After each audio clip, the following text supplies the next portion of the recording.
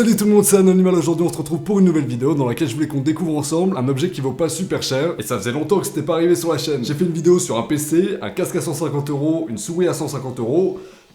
Niveau budget, on est pas mal. Aujourd'hui, on va donc parler d'une action cam qui vaut à peu près 40€. En gros, c'est une fausse GoPro qui est quand même censée filmer en 4K. Par contre, petit problème, c'est que l'objet que j'ai là, je l'ai commandé il y a à peu près un mois. Du coup, il est plus disponible sur Amazon. Le truc n'existe plus. J'ai le seum. Bon, c'est pas super grave non plus, parce que généralement, ce genre de produit, c'est des caméras génériques qui sont produites. Plusieurs marques achètent ces caméras génériques et posent juste leur logo dessus. Du coup, qu'on l'achète chez une marque ou chez une autre, on s'en bat les couilles puisque c'est pareil. C'est le même objet. Du coup, je vous mettrai certainement en description cette caméra, mais pas de cette marque. Vous remarquerez qu'aujourd'hui, j'ai mis un petit short, du coup c'est l'occasion pour vous d'admirer ma belle poilasse, j'espère que vous appréciez. Cette marque là c'est donc Crazy Fire et je l'ai acheté à peu près 40€.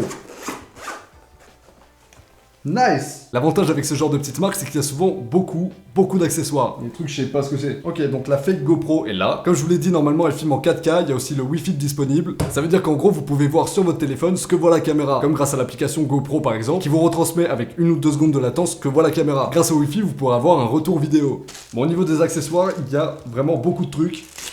Ça, putain, je sais pas ce que c'est, je suis perdu, il y a beaucoup trop d'accessoires là. Je vais tout déballer et je vais voir après. Ça, je crois que c'est pour monter sur des trépieds. Ça, c'est la fixation de base chez GoPro. Généralement, vous pouvez fixer ça sur des casques par exemple. Ici, je pense que c'est, qu'est-ce que c'est? Pour fixer sur un trépied la fausse GoPro, sans avoir besoin du caisson en plastique qu'on pourra enlever après. Là. Bon, ça, c'est la suite de cet accessoire là. Ça aussi, ça aussi, et ça aussi. Je pense qu'au final, si vous les combinez tous, ça vous fera un espèce de bras articulé. Putain, je sais pas, faut que je teste. Ok, là on a quoi? Une batterie en plus, et ça c'est cool, super cool. Ok, on a un... Ouais, c'est ça. Ce truc-là, c'est ce qui est placé à l'arrière du caisson, et ça en est un de rechange. Donc si vous cassez celui-là, vous pourrez le changer. Ça c'est quoi? Ça c'est une pince pour pouvoir fixer la GoPro un petit peu où vous voulez, genre... Nickel, donc ça je le... Hein. Vous avez un truc pour nettoyer l'objectif de la caméra, un espèce de microfibre, une microfibre. Je sais pas parler, c'est assez incroyable. Wow, mais il y a des trucs de ouf, je comprends pas. Une lanière, un genre de scratch, pareil, vous pourrez fixer. Là, on a... Je sais pas, il y a des trucs qui sont censés coller avec une corde en métal. Je comprends pas ce qui se passe. Ok, là c'est quoi? Là je connais. Ça, c'est tout simplement une fixation que vous pouvez mettre sur les guidons. Vous pourrez, grâce à ça, fixer votre caméra sur un guidon de vélo, par exemple. Je vais arrêter ma phrase à vélo. Ça va être très bien. Il y a encore des scratchs, des bracelets, je sais pas exactement. Ça, on s'en bat les couilles. Clairement, on s'en branle. Encore une microfibre. La notice. Et un câble USB vers micro USB pour pouvoir brancher la caméra à votre ordinateur et transférer les fichiers. Ah merde, j'ai failli oublier ça. Ça c'est très stylé. Et du coup je viens de comprendre pourquoi on a ce genre de truc. Ça c'est une télécommande qui vous permet de prendre le contrôle de votre action cam et de prendre des photos ou de lancer une vidéo à distance. Vous appuyez sur le bouton rouge, ça prend une photo. Vous appuyez sur le bouton blanc, ça lance une vidéo. Et grâce à ce genre de bracelet, vous pouvez le mettre à la place d'une montre par exemple et contrôler la caméra facilement. Nice. Ce que je vais faire maintenant, c'est déjà enlever tous les films qu'il y a sur la caméra. Est-ce qu'il y a que ça? Et je vais la sortir de ce boîtier. Comment on fait? Tu vas pas commencer à me casser les couilles, gros. Allez! Comment on fait? Ah bah c'est cool parce que ça explique pas du tout comment on peut enlever cette merde. C'est bon, c'est bloqué aussi, c'est pour ça. Oh putain! Bon, si vous posez la question, je suis effectivement allé voir un tuto de merde pour voir comment enlever ce truc. Je suis une sourasse. Ok, très stylé. Est-ce qu'il y a une batterie dedans ou pas? Ouais, elle est pas chargée la pute. Ah, l'écran est super nul. Ah, il y a vraiment zéro batterie. Je vais la changer peut-être que dans l'autre. Alors...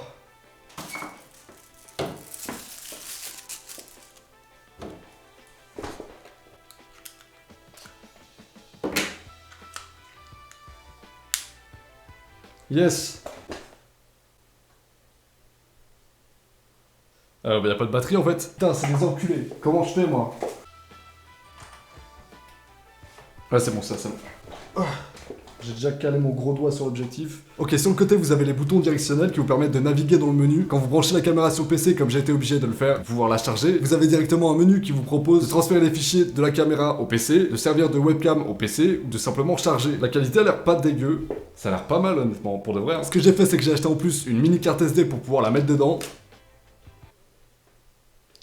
C'est vraiment de la merde à chaque fois les trucs que j'achète, c'est chaud.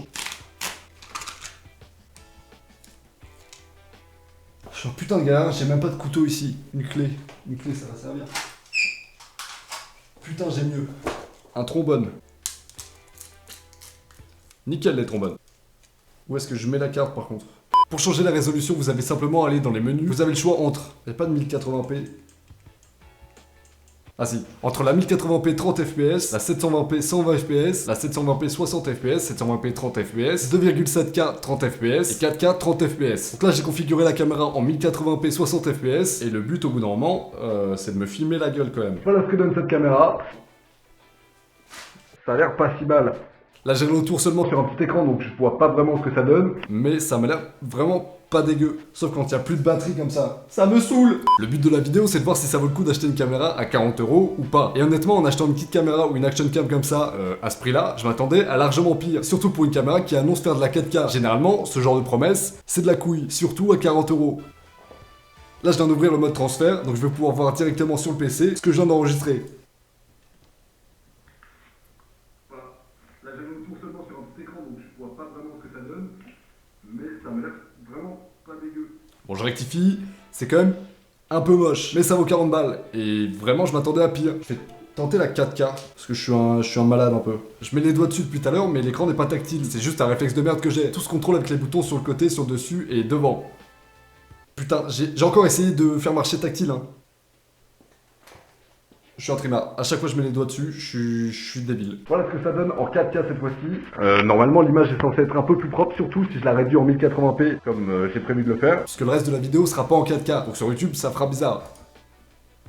Bon, c'est toujours pas super propre. Si vous voulez acheter ce genre de caméra, ça va être plutôt pour les vacances, si vraiment vous avez pas le budget, ou si vous savez que vous allez vous en servir qu'une seule fois dans votre vie. Dans ce cas-là, je comprends que vous ayez pas trop envie de dépenser 400 € voire plus dans une GoPro. On se retrouve en extérieur pour deux raisons. La première, c'est que je voulais tester ce bracelet, qui permet normalement de prendre le contrôle de l'action cam à distance, mais je voulais aussi tester la résistance à l'eau du boîtier. Et c'est plus marrant de la tester dans un plan d'eau comme celui-là que dans un vieux lavabo. Du coup...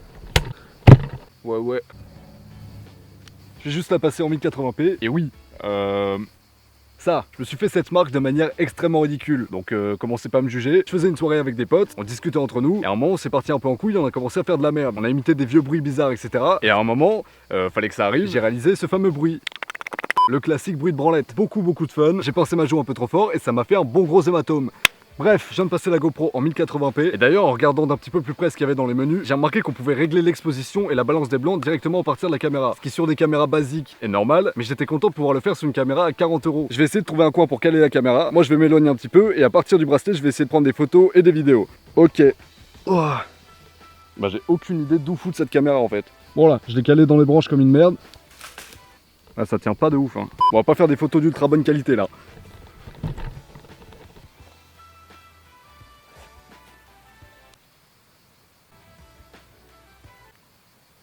Bon là je vais essayer de lancer une vidéo à partir de la télécommande.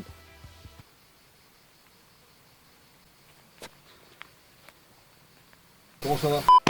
Bon, ça a marché. Tout ce qui me reste à faire maintenant, c'est mettre la caméra à l'eau. Eh mais je vais galérer ma race en fait.